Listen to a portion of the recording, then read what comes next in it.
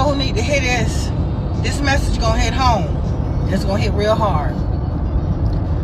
You cannot treat a man or a woman of God any kind of way and think there will not be consequences. You are mistaken if you believe that.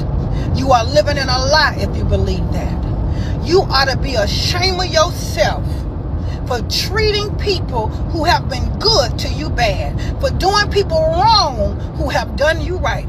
You ought to be ashamed of yourself for spitting. It's just like you spit in their face and giving your behind for them to kiss when they have been good to you. And you've talked about them to people you know don't like them. And they probably don't like you either. You ought to be ashamed of yourself. Sis, my brother, you ought to be ashamed of yourself, because sometimes the men talk more than the women.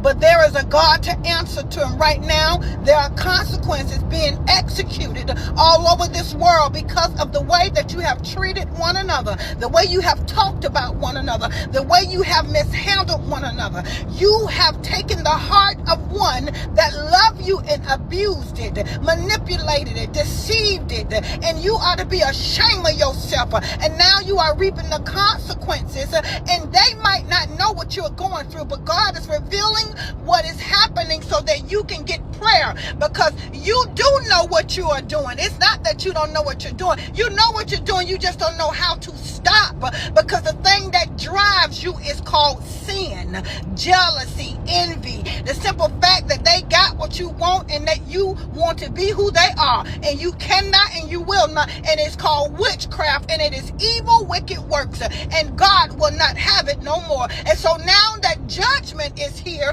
those same old people got to come and pray for you. Those same old people got to speak life. You might not hear them, but God is waking them up, and they're not even looking at the fact of what you have done to them. They're humbling themselves and still praying on your behalf. You better thank God that there are real people that love God for real, because if not, you will not even be alive to hear this real. That part. Period.